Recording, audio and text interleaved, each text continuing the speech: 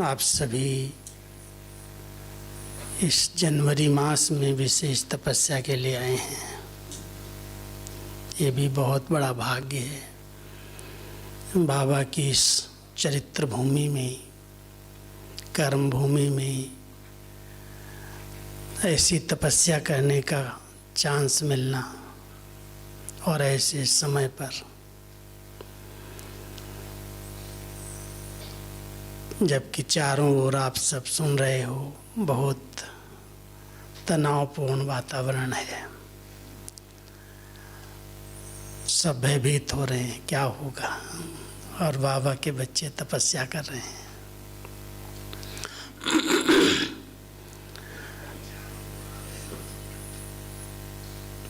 हम सब जो भी कर रहे हैं, जो हमारा पुरुषार्थ चल रहा है, पढ़ाई है, तपस्या है, कोई भी कार्य जो हम सब ब्राह्मण आत्माओं को संगम युग पर मिला है, सबके पीछे एक ही लक्ष्य है कि हम सब संपूर्ण पावन बने। बाबा पतित पावन इस सृष्टि पर तभी आते हैं जब सारी सृष्टि पतित बन जाती है, विकारी बन जाती है। और बाबा कहते हैं मेरा केवल एक ही काम है, पतितों को पावन बनाना, नरक को स्वर्ग बनाना। और इतने समय से बाबा ये कार्य कर रहे हैं। अपने बच्चों को तैयार करके अपना साथी सहयोगी बनाया। इस विश्व से अपवित्रता का नाम निशान खत्म हो जाए। हम सब उसी लक्ष्य से, जो भी इस ईश्वरीय विश्वविद्यालय के नियम हैं, मर्यादाएं हैं, पुरुषार्थ है, वो सब के पीछे एक ही उद्देश्य है कि मुझे संपूर्ण पावन बनना है। संपूर्ण पावन बाबा जब कहते हैं तो केवल ब्रह्मचर्य व्रत की बात नहीं है। ये तो एक मेन काम महाशत्रु, जिस पर आज बाबा ने बहुत मुरली के अंदर अटेंशन खिंचवाया है। क्योंकि 63 जन्मों से, जब से देह अभिमान शुरू हुआ, इस विकार ने ही बहुत अधिक परेशान किया आत्माओं को। इसके कारण ही कितने युद्ध हुए हैं, कितनी लड़ाइयाँ हुई, राजाओं महाराजाओं की राजाई तक इस विकार के कारण चली गई। अब अंतिम समय में एक ही जन्म में हम सबको अपने उस लक्ष्य को प्राप्त करना, जो आत्मा का अनादि और आदि स्वरूप है, संपूर्ण पवित्रता, उसको धारण करना। बाबा कितना पढ़ा रहे हैं कि बच्चे, जैसे देह अभिमान नेचुरल हो गया है, नेचर बन गई है, ऐसे देही अभिमानी स्थिति नेचुरल हो जाए। क्योंकि देह अभिमान का पहला रूप जो है वो महाशत्रु काम विकार के रूप में ही आता है। और उसके कितने संकल्प विकल्प चलते हैं, कितनी युद्ध होती है। कई ब्राह्मण आत्माएं भी इसी युद्ध में हारती हैं। इसलिए इस पर बहुत अटेंशन देने की ज़रूरत है। इसके महत्व को समझने की ज़रूरत है। क्यों बाबा इस पर इतना जोर दे रहे हैं? क्योंकि हम सब जानते हैं, जो कलयुग के बाद सतयुगी दुनिया आनी है, उस सतयुगी दुनिया की पूरी नींव पवित्रता पर आधारित है। पवित्रता के आधार से ही आत्मा परम पूज्य बन जाती है, सतो प्रधान बन जाती है। सातों गुण आत्मा के अंदर संपन्न हो जाते हैं। इसलिए सतो प्रधान स्टेज बनती है। और सतो प्रधान स्टेज में प्रकृति उसकी सेवक बनती है, दासी बन जाती है। जब द्वापर युग शुरू होता है तभी भी जो पूज्य आत्माएं संगम पर पुरुषार्थ करके संपूर्ण पावन बनी, उनकी ही जड़ प्रतिमाएं पूजी जा रही हैं और उनकी मूर्तियों से भी आत्माओं को बहुत कुछ प्राप्तियां हो रही हैं। दर्शन से भी आत्माएं प्रसन्न हो जाती हैं, उनकी मनोकामनाएं पूर्ण हो जाती हैं। संगम युग पर बाबा मिले और बाबा ने अपने बच्चों को एक लक्ष्य दिया। आप लोगों ने इतिहास पढ़ा होगा, जब स्थापना हुई और स्थापना के समय जब साक्षात्कार शुरू हुए, उसमें श्री कृष्ण के ही साक्षात्कार हुए, सतयुग के साक्षात्कार हुए और उसमें लक्ष्य मिला कि आपको ऐसा बनना है। बनना है तो उसके लिए दो ही नियम बताए गए, एक पवित्र जीवन जीनी है, कामजीत बनना है, और दूसरा शुद्ध शाकाहारी भोजन करना है। इसी दो बातों के कारण जिन आत्माओं ने इसमें दृढ़ता से अपनाया, पालन किया, उनको बहुत कुछ सहन करना पड़ा। बाबा को भी बहुत कुछ सुनना पड़ा। जितनी गालियां बाबा ने इस विकार के पीछे खाई लोगों की, शायद कोई ने आज तक खाई हो, क्योंकि बाबा ने अपने लौकिक में अपनी बच्चियों की शादी की और ऐसे ऐसे बड़े घराने में की जो उनके परिवार के लोग मुखिया थे। निर्मल शांता दादी का जो ससुराल घर का परिवार था, बड़ी दीदी का भी परिवार था। तो इस प्रकार इनके संबंधी जब विरोध किया इसके ऊपर, तो सब ने यही कहा कि बाबा आपका ज्ञान बड़ा ऊंचा है, लक्ष्य बहुत महान है, लेकिन ये बात जो आप कह रहे हैं इसी के कारण हर घर में झगड़े हो रहे हैं। क्योंकि लोग नहीं समझ पाते हैं कि कलयुग के अंदर चारों तरफ जब विकारों की आग लगी हुई है, सब लोग पतित विकारी हैं, वैसे समय में आप इतना बड़ा ज्ञान देके काम महाशत्रु कह रहे हो। तो बाबा कहते थे, बच्चे मैं नहीं कहता हूँ, आपकी गीता भी यही कहती है। गीता ही ज्ञान, गीता का ज्ञान ही काम क्रोध को नरक का द्वार कहता है।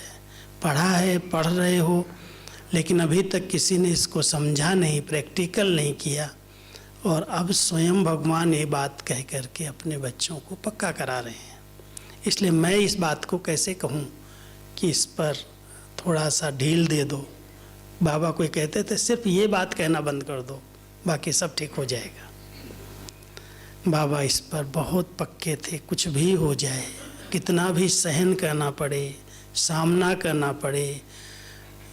कितने सितम हुए हैं, आप सबने सुना होगा बहनों के ऊपर, कितने कितने दिनों तक तालों में बंद करके रखा, कितना मारा है, कितना सताया होगा इस काम विकार के कारण। लेकिन बहनों ने इतनी दृढ़ता के साथ निश्चय हुआ कि भगवान कह रहे हैं, भगवान मुझे ऐसा डायरेक्शन दे रहे हैं, मुझे इस व्रत को पालन करना ही है।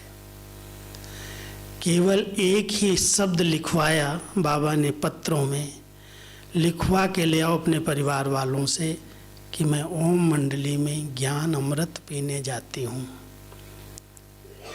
इसी एक शब्द में ही सब कुछ समाया हुआ था।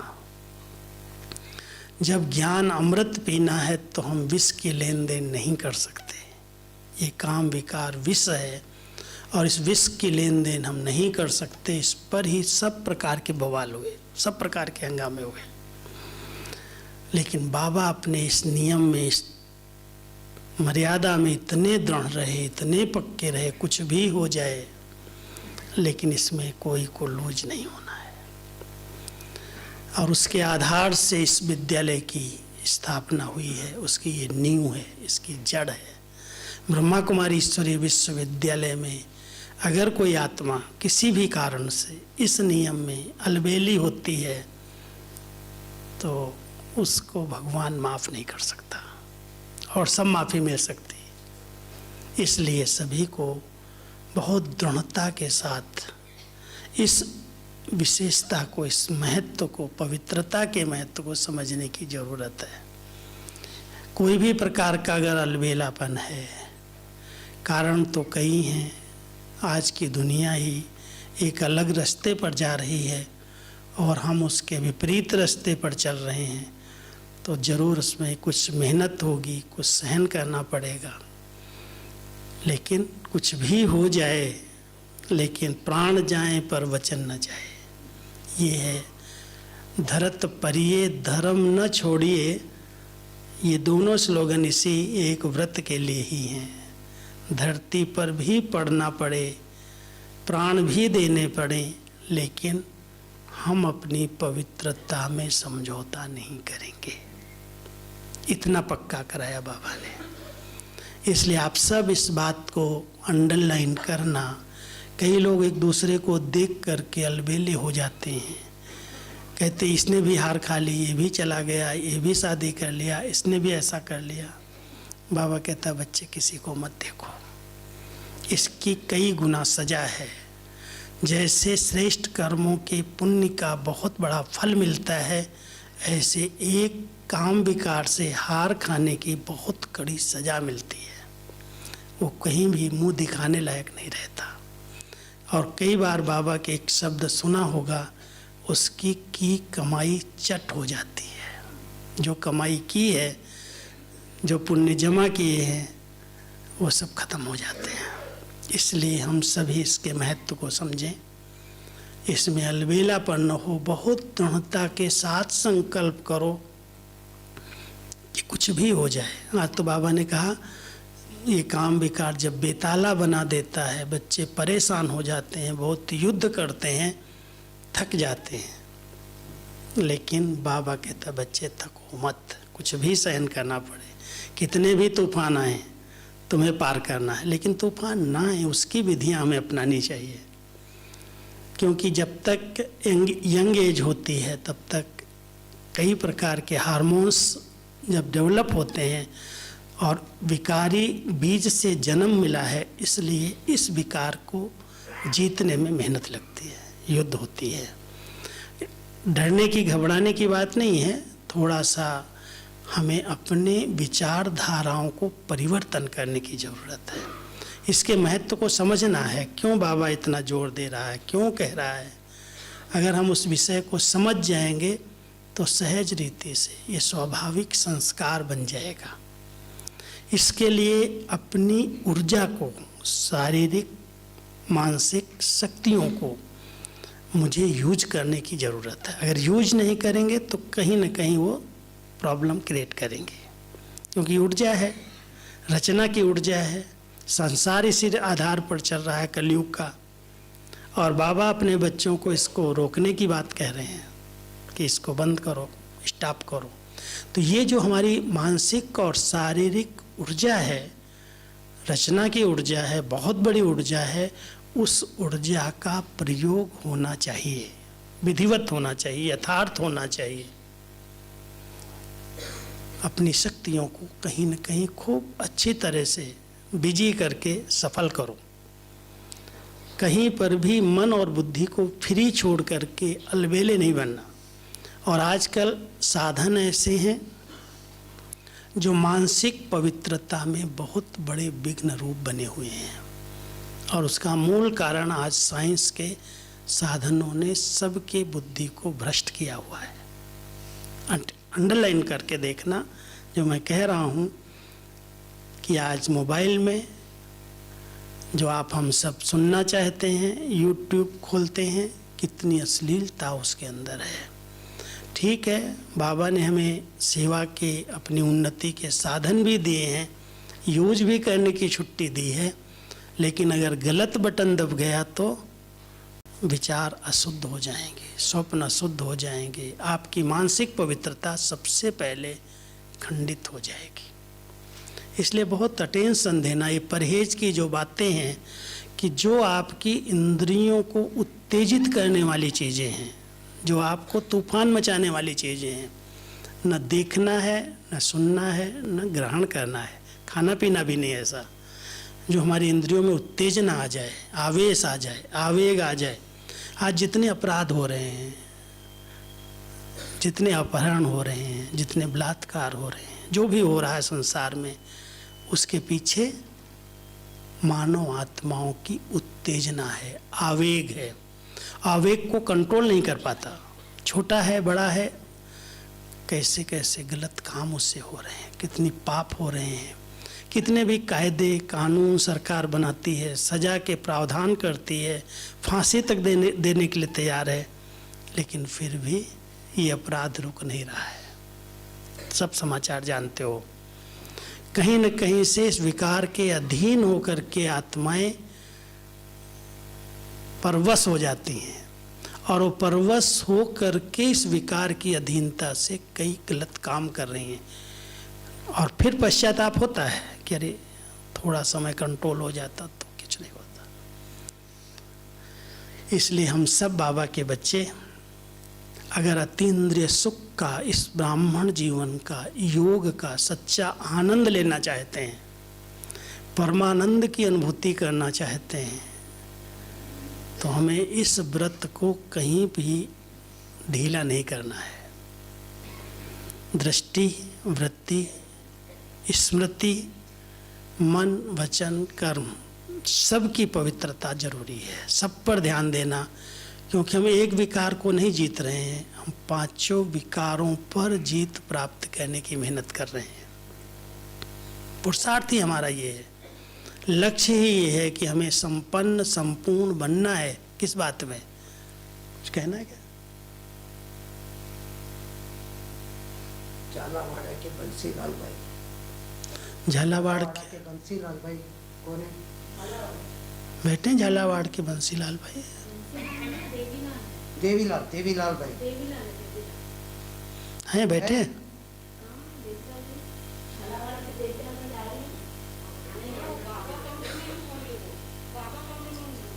वो एक भाई उठ के उसको थोड़ा बुला लो ना, जो जानता है। देख लो उनको, आ जाओ। जो जानते हो चाहो मिल के हो।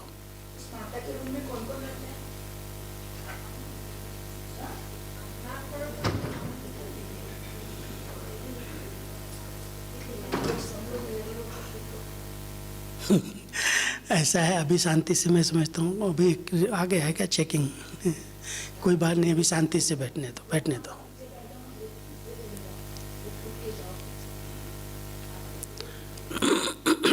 सब मास्क लगा के रखना, मास्क लगा के रखना।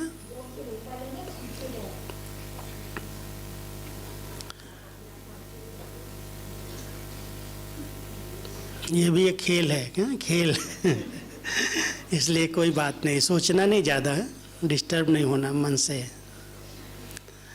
कई लोग भयभीत हो जाते हैं, पता नहीं क्या हो गया।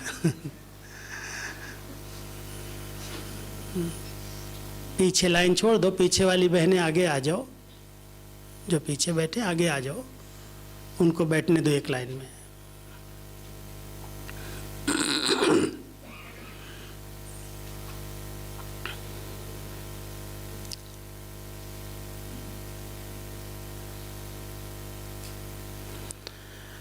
तो सहज योगी जीवन, इतनी श्रेष्ठ अतीन्द्रिय सुख वाली जीवन, अगर मेहनत और मुश्किल का अनुभव होता है तो उसका कारण केवल इसी विकार में कहीं न कहीं अलबेलापन है। इसको हमें संपूर्ण जीतने के लिए कुछ अपने आप से नियम बनाने चाहिए, बहुत दृढ़ता से प्रतिज्ञाएं करनी चाहिए, वायदे बाबा कराता है, संकल्प लेने हैं। कुछ भी हो जाए, हम अपने मन और बुद्धि को आज के संसार समाचार से मुक्त रखेंगे। कोई भी इंटरेस्ट अगर है देखने का, सुनने का, पढ़ने का, तो वो मन को स्वच्छ नहीं रखेगा। हम सब होली हंस आत्माएं हैं, परम पवित्र आत्माएं हैं। संकल्प करें तो कुछ भी असंभव नहीं है। इसलिए संगम युग पर बाबा अपने बच्चों को साथ दे रहे हैं, मदद दे रहे हैं, सकाश दे रहे हैं। बाबा के साथ का अनुभव करो। जितना समय हो सकता है अपनी सोल कॉन्शियस स्थिति में रहने का अभ्यास करो। मैं आत्मा इस भ्रकुटी आसन पर विराजमान हूँ, इन कर्म इंद्रियों की मालिक हूँ। मैं राजा हूँ, सबसे पहले मन का राजा। मन जिसके कंट्रोल में आता है वो स्थूल इंद्रियां अपने आप कंट्रोल में आ जाती हैं, उनकी उत्तेजनाएं अपने आप शांत हो जाती हैं। लेकिन मन बड़ा चंचल है, उसको ही हमें पढ़ाना है, उसको ही हमें सुधारना है, उसको ही हमें अच्छे विचारों का भोजन देना है और बार बार अपने स्वरूप में स्थित रहने का अभ्यास करना है। ये सुमान लेना कि मैं परम पवित्र आत्मा हूँ, मैं कल्प कल्प की विजयी आत्मा हूँ, मैंने कल्प कल्प इस विकार पर विजय प्राप्त की है, मैं ही देवता बना हूँ और मुझे ही बनना है। जब इस सोमान में हम स्थित रहते हैं और आत्मिक स्थिति का अच्छा अभ्यास करते हैं तो ये कर्म इंद्रियां अपने आप हमारे कंट्रोल में आ जाती हैं। अव्यभिचारी याद का अभ्यास करो। ये केवल मेल और फीमेल की बात नहीं है, कहीं पर भी किसी की आपस में संबंध बन जाते हैं, चाहे फीमेल फीमेल चाहे मेल मेल। जहाँ आकर्षण है वहाँ अपवित्रता है, वहाँ ही लगाव और झुकाव शुरू होता है। किसी की विशेषताएं भी आकर्षित करती हैं, किसी के बहुत गुण अच्छे हैं, सेवाएं अच्छी हैं और आकर्षण होते होते उसकी समीपता बढ़ती है और समीपता बढ़ते बढ़ते इस विकार की प्रवेशता होती है। इसलिए ध्यान देना, अच्छे हैं, सभी अच्छे हैं, लेकिन अगर कोई विशेष अच्छा लगता है तो बाबा कहता है कुछ न कुछ दाल में काला है। क्यों अच्छा लगता है विशेष? सब अच्छे हैं, बाबा ने सब के अंदर कोई न कोई विशेषता भरी है। उन विशेषताओं को देखो, विशेषताओं को स्वयं में ग्रहण करो। विशेषता संपन्न बनना है, हमें विशेषताओं पर प्रभावित नहीं होना है, प्रभावित केवल एक बाबा पर होना है। इसलिए अव्यभिचारी याद, एक वृत्ता स्थिति, एक वृत्ता। हम सब ने बाबा को देखा है और बाबा को देख करके हम समर्पित हुए हैं, बाबा को देख करके आप सब ज्ञान में आए हैं। कोई भी आत्मा को और विशेष करके कमजोर को नहीं देखना।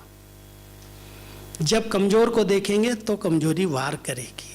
जो शक्तियां हैं, जिन्होंने पार की है, जिन्होंने इस व्रत में इतनी दृढ़ता से, देखो आज हमारी दादी प्रकाश मणि कुमारी थी और कुमारी जीवन में इतनी पवित्र स्वरूपा देवी, जरा भी कहीं भी कोई उसको गलत नज़र से भी नहीं देख सका।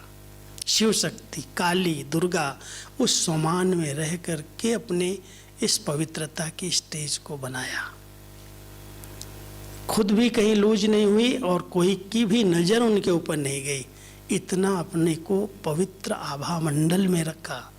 कोई की गलत दृष्टि आपके ऊपर क्यों जाए, किसी के ऊपर भी क्यों जाए। अगर वो आभा मंडल से बाहर निकलता है, देहाभिमान में रहता है, किसी भी प्रकार का फैशन है, श्रृंगार है, दिखावा है, शरीर की कोई भी प्रकार की, उस पर ही लोग आकर्षित होते हैं। इसलिए हम सबको बाबा ने बहुत सिंपल रहना सिखाया है। सादा जीवन, उच्च विचार। कहीं पर भी कोई चीज़ में, किसी भी चीज़ का आकर्षण न मुझे हो और न मेरी चीज़ को देख के कोई दूसरा आकर्षित हो जाए। ये बहुत अच्छी है, बहुत अच्छा है, ये चीज़ बहुत अच्छी है इसकी। तो अच्छाई प्रभावित करती है, किसी का रूप और रंग खींचता है। इसलिए बाबा कहता है बच्चे अपने को आत्मा समझो, आत्मिक स्थिति का अभ्यास करो।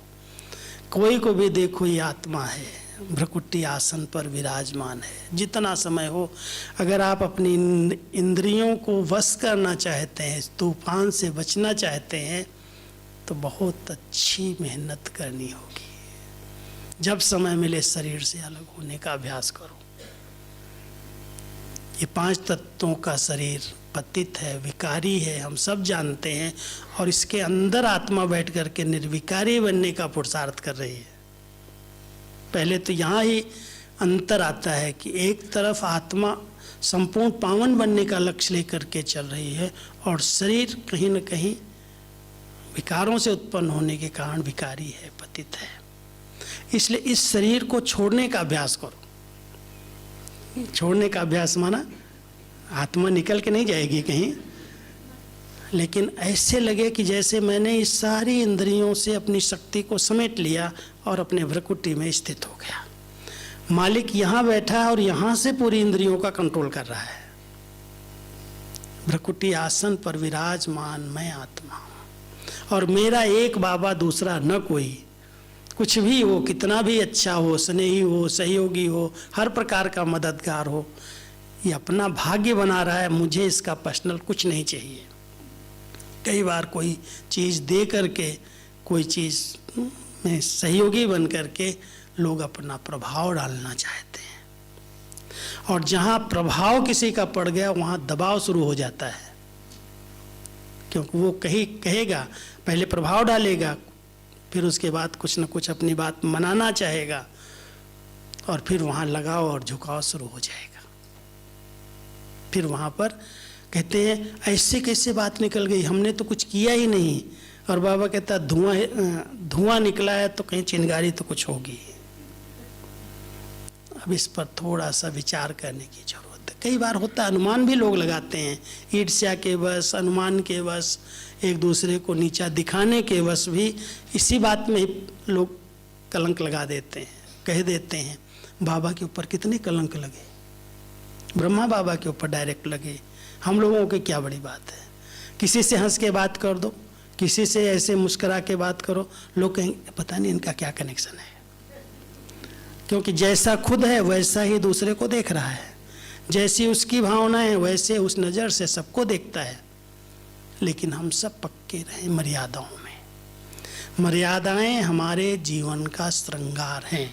कुछ भी हो जाए, ईश्वरीय मर्यादा की जो बाउंड्री है, मुझे उस बाउंड्री को क्रॉस नहीं करना है।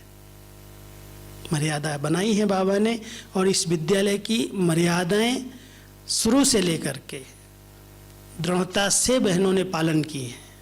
जो हमारी निमित्त हैं, जो दादियाँ रही, और उन्होंने हम सबको पक्का कराया कि ये बाउंड्री है, इसको क्रॉस नहीं करना। भले साथ रहो, सेवा करो, हम कोई सन्यासी, वैरागी, उदासी नहीं है। पारिवारिक जीवन है हमारा, हम साथ रहते हैं, लेकिन साथ रहते ये नियम हैं, इनको पालन करना है।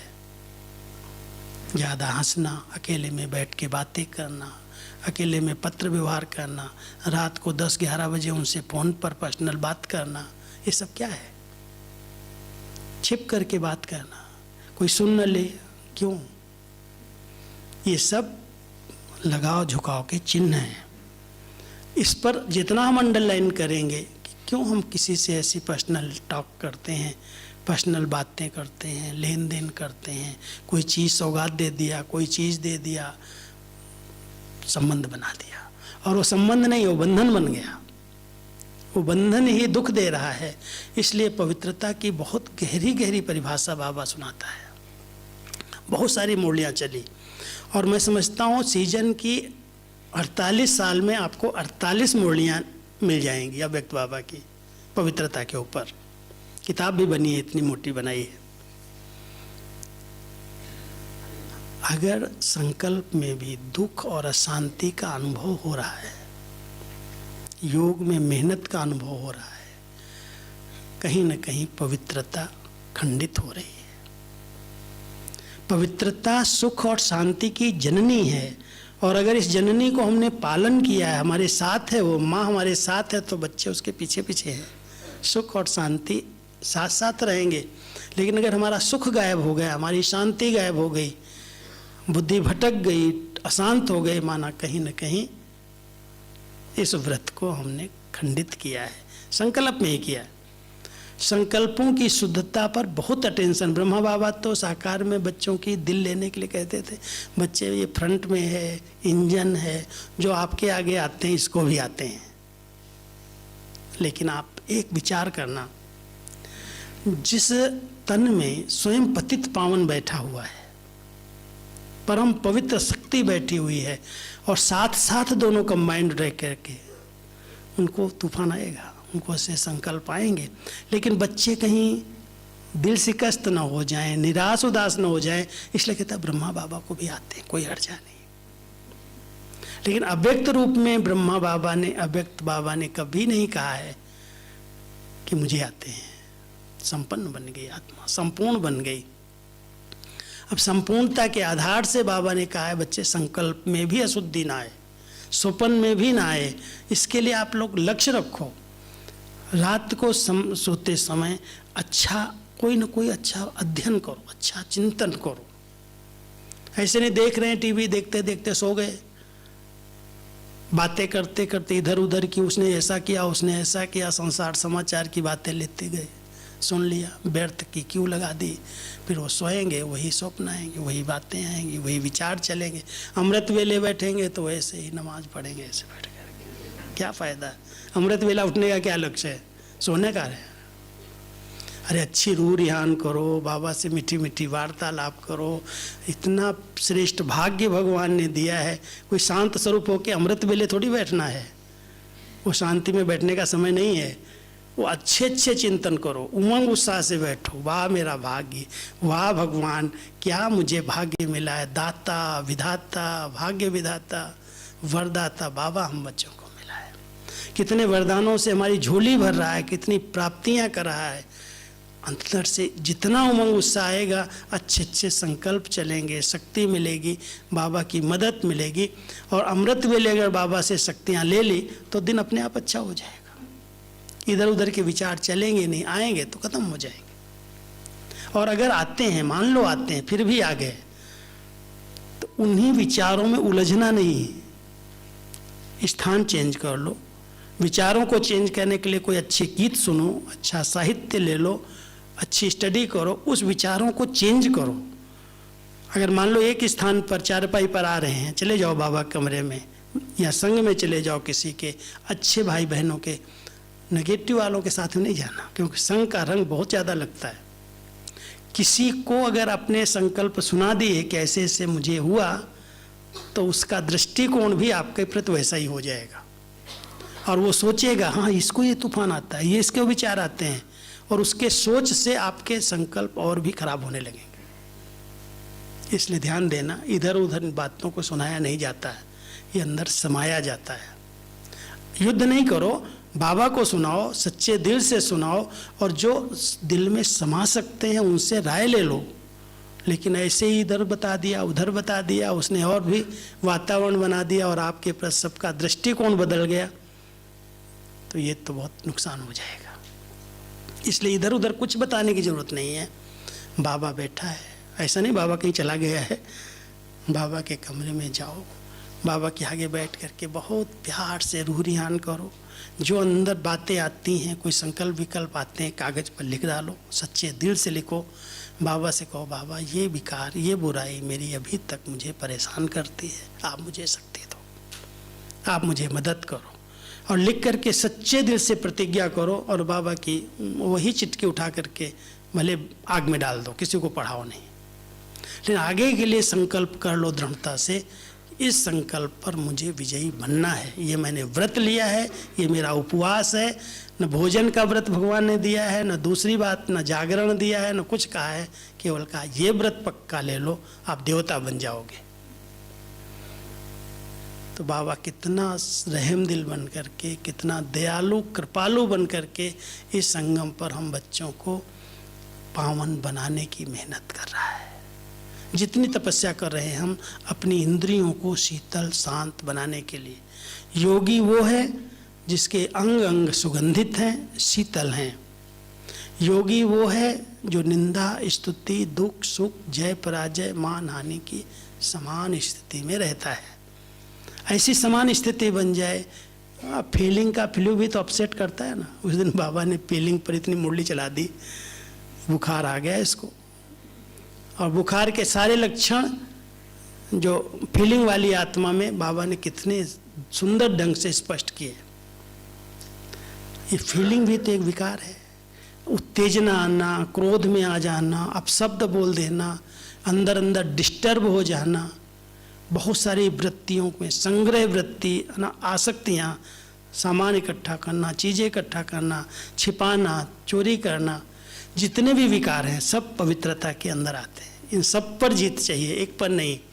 मैं एक दिन क्लास कराया, हमने कहा देखो, एक विकार सताता है, दूसरा प्रकार विकार जलाता है, तीसरा विकार भटकाता है, चौथा फंसाता है और पांचवा उल्टा लटकाता है। पांचों का अपना अपना काम है, समझ गए ना। अब पांचों विकारों पर जीत प्राप्त करना महावीर का ही काम है, साधारण लोग नहीं कर सकते हैं, इसलिए नंबरवार हो जाते हैं। विजय माला 8 की रह जाती, लेकिन बाबा कहता बच्चे रेस करो, मैं माला के मणके बढ़ा दूंगा, तुम पास होकर के तो दिखाओ। पहले से ही निराश हो जाए, कैसे होगा, ये तो बड़ी बात लगती है। कभी भी कोई कमजोर संकल्प करना ही नहीं, यही एक शुद्ध संकल्प करो, बाबा बनाने वाला है और मैं बनने वाला हूँ, मैं बना था, मैं बन के दिखाऊंगा। क्या बड़ी बात है। आएंगे विचार आएंगे, हम विचारों को अपने अच्छे विचारों से चेंज कर लेंगे। शुद्ध विचार, अच्छा संग करो। मैंने जो 3-4 बातों का ध्यान रखा है, एक संग का बहुत ध्यान रखना। शुरू में पहले जब मैं मधुबन में आया ना 72 में, दीदी ने मेरे को एक दिन कान में बोलती, इधर आओ, संग की संभाल करना। दीदी संग तो खराब लोगों का हम छोड़ के आ गए, मधुबन में भी कैसा संग है क्या? तो बहुत प्यार से कहती है, नहीं ऐसी बात नहीं है, बहुत अच्छा संग है, लेकिन अगर कोई अमृत वेला नहीं करता है, मुरली क्लास नहीं करता है, अपनी उन्नति पर अटेंशन नहीं देता है, तुम उसके संग बैठोगे तो उसका संग का रंग लग जाएगा, अलबेले बन जाओगे। इसलिए जो अपनी सोन्नति करते हैं, अच्छा चिंतन करते हैं, ज्ञान योग में जिनका इंटरेस्ट है, उनका संग करो, लेकिन उस संग से बच करके रहना। तो हमारे इस ब्राह्मण परिवार में भी अगर कोई ऐसी गलत बातें करे, फलानी बहन ऐसे करती, फलानी जगह ऐसे हुआ, वहाँ ऐसे हुआ, मान लो ये हमारा दोस्त नहीं है, दुश्मन है, वो हमारी स्थिति को बिगाड़ रहा है। जो कर रहा है वो, जो पाएगा वो करेगा, जो करेगा वो पाएगा, मैं क्यों उस पर जाऊं। इसलिए कहते हैं स्वचिंतन स्व उन्नति। हमारा जो स्वचिंतन है उन्नति की सीढ़ी है, और जो परचिंतन है वो पतन की जड़ है। हम क्यों किसी का परचिंतन करें? हर एक आत्मा पुरुषार्थ कर रही है, विजयी बनेगी, बाबा उसको अपने आप बना देगा। मैं बनने का पुरुषार्थ करूं तो अपने मन और बुद्धि को बिजी रखें, जितना बिजी रह सकते हो। मैं आज तक अपने आप को सोचता हूं कहीं पर भी खाली न रहूं। मैं जितना हो सकता है शरीर को खूब थकाओ, अच्छी तरह से इससे काम लो, चाहे कर्मणा सेवा करो, चाहे वाचा सेवा करो, चाहे मनसा सेवा करो, कहीं ना कहीं इसको बिजी करो। बिजी हो जाओगे तो इधर उधर के ख्यालात नहीं आएंगे, माया के तूफान आएंगे, खत्म हो जाएंगे, वार नहीं करेंगे। इसलिए पहले बिजी करो। दूसरा, एक व्रत पक्का ले लो कि जो चीज़ें मेरे काम की नहीं है मुझे न देखनी है, न सुननी है, न बोलनी है। और ऐसा साहित्य मुझे नहीं पढ़ना है, चाहे वो अखबारों में है, चाहे नावल्स में है, चाहे ऐसी पुस्तकों में है जो हमारे विचारों को दूषित कर दे, हमें पढ़ना नहीं है। और ऐसी चीज़ें मुझे देखना नहीं है, और ऐसी उत्तेजित करने वाली चीज़ें मुझे खाना नहीं है, पीना नहीं है। ऐसी तेज मिर्च मसाले वाली चटपटी अटपटी जो आया खा लिया, बहुत ज़्यादा खा लिया, फिर भारी हो गया पेट, गैस बनी, और उसके द्वारा कई विचार गलत आने लगे। इसलिए ये भी हमारी पवित्रता में रुकावट पड़ती है। इस पर हम अगर ध्यान देते हैं ना तो बहुत सुंदर लाइफ है, इतनी सरल जीवन है जो लगता ही नहीं कोई हम मेहनत कर रहे हैं, युद्ध कर रहे हैं, अपने आप सहज पार हो जाते।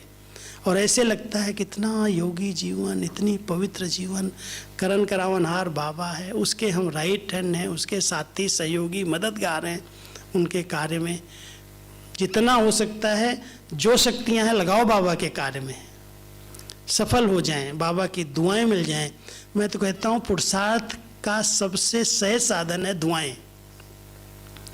और अगर हम सबके सहयोगी बन के रहते हैं, सबको साथ सहयोग देते हैं, मददगार बन करके रहते हैं, श्रीमत का विधिवत पालन करते हैं, तो माता पिता की, बड़ों की, सबकी छत्र छाया है, दुआओं के रूप में मदद करती है। कोई छोटी मोटी बातें आती हैं, कोई अनुमान लगाता है, कोई कलंक लगाता है, कोई बात करता है ईर्ष्या वश, अनुमान के वश, तो वो छत्र छाया उससे हमें सेव कर देती है। कई लोग इस बात में बहुत जल्दी निराश हो जाते हैं कि क्या है, हम तो पवित्र जीवन जी रहे हैं, लोग मुझे इस गलत दृष्टि से देखते हैं, हमने तो कोई नियम मर्यादा उल्लंघन नहीं की, फिर भी लोग ऐसे कहते हैं। फिर कभी कभी सुनते सुनते ऐसे निराश उदास हो जाते हैं, कभी कभी हार खा करके छोड़ते, उससे तो वही जीवन अच्छी थी। क्यों हम ऐसी बातें सुने ही क्यों? अगर कोई कह रहा है आप बाबा की दुआएं लो, बाबा से शक्ति लो, सकाश लो, और बहुत सुखमय जीवन है, आनंदमय जीवन है, ब्राह्मण जीवन है, इसमें भी उलझन, मेहनत, युद्ध, बाबा को ये शब्द अच्छे नहीं लगते।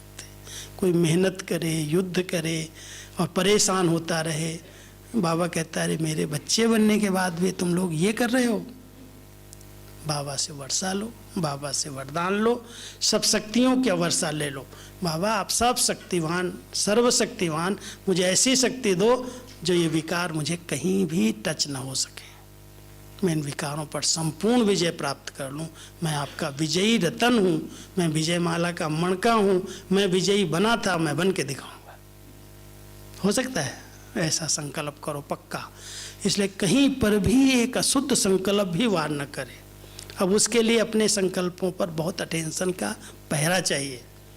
आएंगे, ऐसा नहीं आते हैं, सबके आगे आते कोई ना कोई, लेकिन उसको तुरंत मोड़ देना। युद्ध तो तभी होगी जब कोई वार करेगा, लेकिन वार करे और मेरी हार न हो, वो हार जाए, उस पर हमें अटेंशन देना है। कोई भी वार हो, डरना नहीं है, घबराना नहीं है। बाबा कहता तुम रुस्तम बनोगे तो माया और रुस्तम बन करके आएगी, नए नए रूप में आएगी। लेकिन रुस्तम बनना बहादुर है, महावीर है, आएगी, अपने आप हार के चली जाएगी। समय न जाए, संकल्प न जाए, हमारी शक्तियां न जाएं, ये तीन चीज़ों को बचा लो। आंतरिक एनर्जी हमारी व्यर्थ न जाए, जो हमारी आंतरिक शक्तियां हैं शरीर में, मन की या शरीर में, वो कहीं भी नष्ट नहीं होनी चाहिए। ये ऊर्जा है हमारी, और वो लिखने में, पढ़ने में, अच्छा चिंतन करने में, प्रवचन तैयार करो, समय मिलता है कोई टॉपिक पर लिख डालो। मैं आपको बताऊं, मैंने शुरू से लेकर के कितनी सारी डायरियाँ छोटी छोटी अपनी बनाई है। जब समय मिलता है, अच्छा विचार, अच्छा क्लास किया, अच्छा विचार चला, फट से डायरी में लिख दिया। हर एक रोज का लक्ष्य रखो कि मुझे एक पेज अच्छा चिंतन लिखना है। अपने आप व्यर्थ चिंतन खत्म हो जाएंगे, इधर उधर के संकल्प खत्म हो जाएंगे, क्योंकि लक्ष्य है हमारा, मुझे आगे बढ़ना है, हमें अपनी मंजिल को प्राप्त करना है, हमारी संपूर्णता की मंजिल है, ब्रह्मा बाबा के समान मुझे बनना है। तो बनना है तो कुछ तो करना पड़ेगा। तो मन और बुद्धि को बिजी रखने के लिए आप सब एक लक्ष्य रखो कि मैं कम से कम एक अच्छा चिंतन का 1-2 पेज लिखूं रोज। चिंतन चलेगा ना, लिखना शुरू करोगे, अच्छे अच्छे विचार आएंगे, बहुत सारे अच्छे अच्छे विचार आएंगे, और व्यर्थ उस समय खत्म हो जाएगा। लेकिन आदत ही नहीं है, मुरली भी नोट करने की आदत नहीं है, मुरली से ऐसी ऐसी बातें नोट करने की आदत नहीं है। अपने पास कुछ तो खजाना होना चाहिए जिसमें हम अपने मन बुद्धि को बिजी करें। है ही नहीं, खाली खाली है।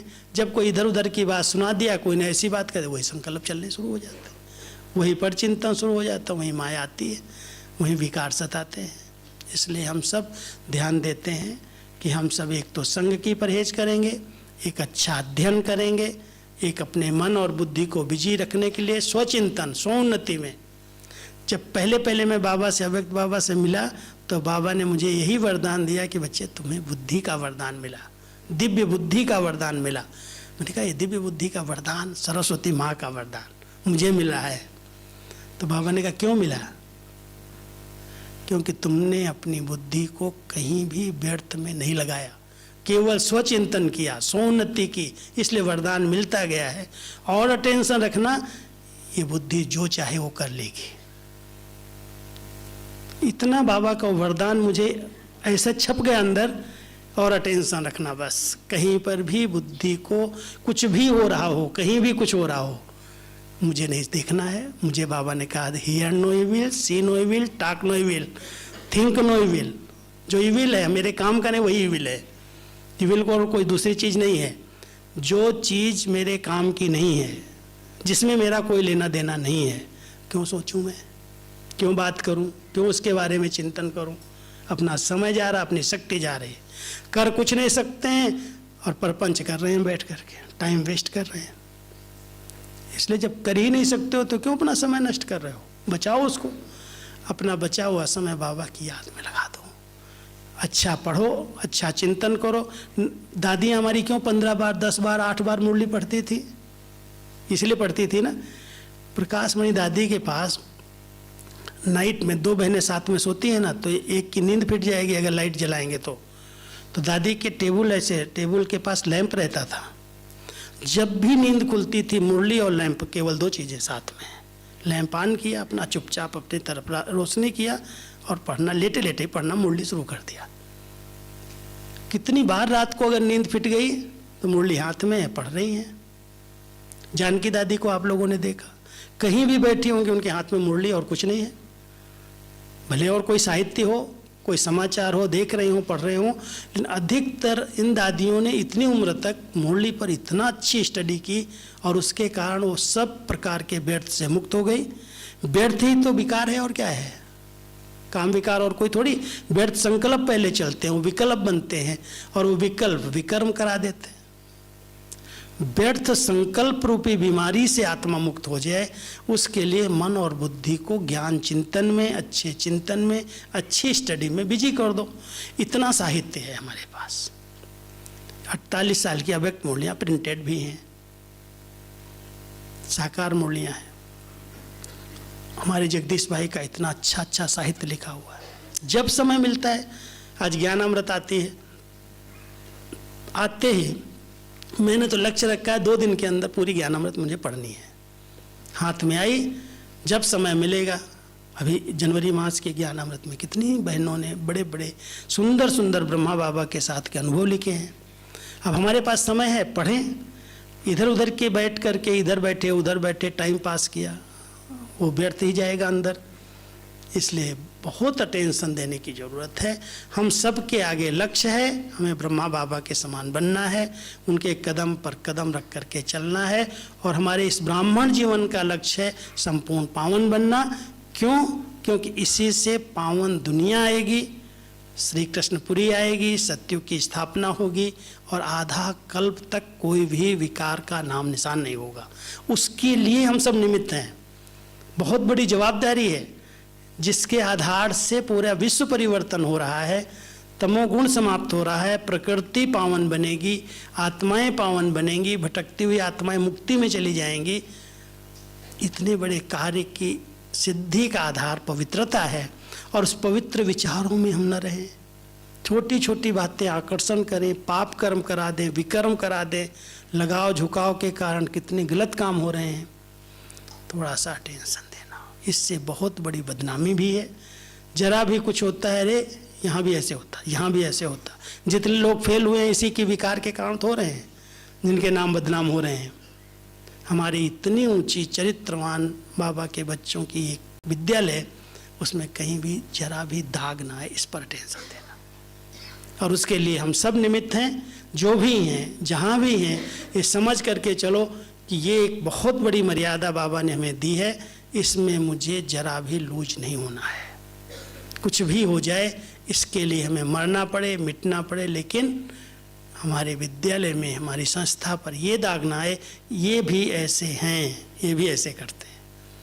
इम्प्योरिटी का नाम निशान न रहे, तब हमारे बाबा का, हमारे परिवार का, हमारे यज्ञ का नाम बाला होगा। और कोई साधन नहीं है नाम बाला करने का। ज्ञान तो है, लेकिन ज्ञान के साथ साथ हमारी धारणाएं इतनी ऊंची हैं, इतना हमने व्रत लिए हैं, उसका प्रैक्टिकल प्रूफ दिखाई दे हमारी श्रेष्ठ जीवन। दृष्टि पवित्र है, शुद्ध है, विचार बहुत अच्छे हैं, आभा मंडल एकदम पवित्रता से चमकता है, कहीं पर भी आंख नहीं जाती है, कोई चीज़ आकर्षित नहीं करती। चाहे जितनी अच्छी अच्छी चीज़ें रखी हों, कितने भी साधन दुनिया के रखे हों, कोई में आंख नहीं जाती। कुछ नहीं चाहिए मुझे, बाबा ने मुझे सब कुछ दिया है, मैं तृप्त हूँ, संपन्न हूँ, भरपूर हूँ। ऐसी भरपूर स्थिति में रहो, कहीं भी कोई कहेगा ही नहीं इसकी आंख भी भटकती है। चंचलता समाप्त हो जाए, दृष्टि की, वृत्ति की, संकल्पों की चंचलता जो है वो समाप्त हो जाए, एकदम एक रस अचल अडोल स्थिति बन जाए। तो अभ्यास करेंगे, एक वृत्ता बन करके रहना, एक बाबा के प्यार में खो जाओ। इस बार हमारा एक लक्ष्य रहा कि जनवरी मास में हम लौलीन स्थिति का अनुभव करें। अब जो बाबा के लौ में समाया हुआ है वो देहधारी के लौ का क्या महत्व है, इसलिए हम सब बाबा के लौ में लीन हो जाएं, उनके प्यार में समाये रहें, तो माया कुछ भी नहीं कर सकती। ठीक है कि ओम शांति।